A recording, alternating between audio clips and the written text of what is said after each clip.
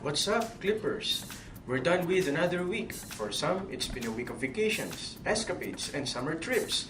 So returning to work is something that we really find difficult. Don't worry, if your summer escapade has been cut short, we're now on the last leg of our week, and soon you'll have more time to get back on vacation mode. But before you speed up to your summer getaway, let's first review the top stories of this week. You can also like and follow us on our social media channels so you'll have a regular feed of the country's top news. We don't want to hold you back anymore, so let's start our weekly recap. All countries in the world, the Philippines ranked number 54 in transparency. Is that a good news or a bad one? Well, it depends on how you see it. For some, it's a good news because the Philippines was one of the few countries in Asia that made it to the list. If that's the case, you may see it as a sign that the Philippines is one of Asia's transparent countries. The World Justice Project spearheaded a said study, where countries around the world were ranked based on their openness and the accessibility of government information to the public. Now, here's what you might perceive as something negative. No Asian country got to the top 10. Of all Asian countries, the highest ranking was Japan, which landed on the 20th slot. Philippines was the 7th Asian country on the list. A little below us was Mongolia, which ranked 61st. Whether it's a good news or a bad one, there's the challenge of making government information accessible to the public. According to the World Justice Report, the reason why Japan ranked highest among all Asian countries was the availability of its government service. So, instead of feeling low and sad that Philippines ranked 54th, why not flex our muscles a bit and try to reach as high as Japan?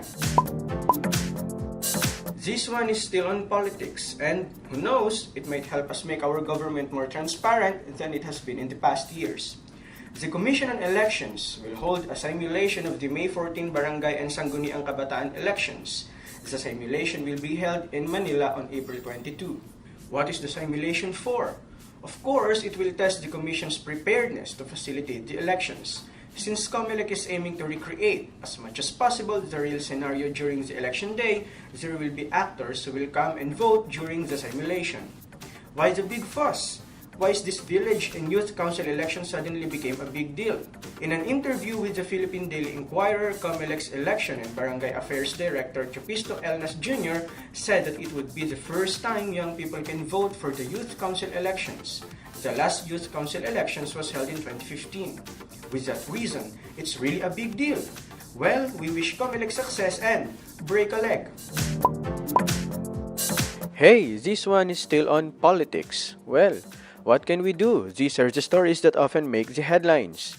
President Rodrigo Duterte has finally accepted the resignation of Vitaliano Aguirre as Secretary of Justice.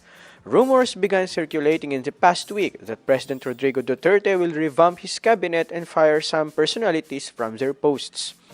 Aguirre also came under fire when the Department of Justice cleared the cases against alleged drug lords Kerwin Espinosa and Peter Lim. This, they say, caused a rift between Duterte and his justice aide. Aguirre was one of Duterte's fraternity mates who got appointed to public office after the latter's election. Speaking of revamp, if you can change the officials, have a change of office instead. This was taken literally when Senator Panfilo Lacson announced that the Senate will move to Fort Bonifacio in Taguig. The senator revealed that an agreement has been signed with the Bases Conversion and Development Authority, allowing the Senate of the Philippines to build a magnificent structure in Fort Bonifacio. When will the senators move to Fort Bonifacio? Not too soon. We'll wait until 2021.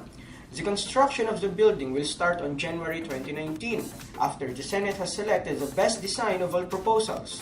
In an interview with a popular news outlet, Lacson said the new Senate building must be environment-friendly, secure, functional, and iconic. And here's the twist. The building must be designed to accommodate future changes in the Senate composition. Who knows? With Duterte's determination to push his brand of federalism, there might be changes in the number of senators in the near future. And finally, that last story must be something that's really feel good. The Department of Budget and Management has a plan to launch a ferry system on the Pasig River by 2022.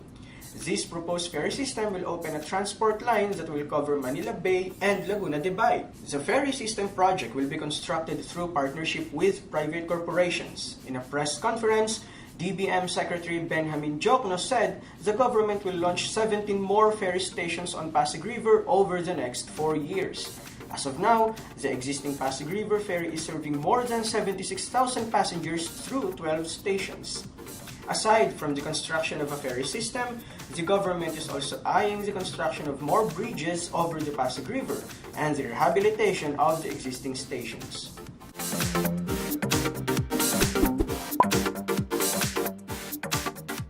At last, here ends our weekly recap. Again, like and follow us on our social media sites. We also have a YouTube channel where you can subscribe for Asia's and the Philippines' latest news. Now, you can finally speed up to your summer escapade. Till next week for another round of Trending Tips.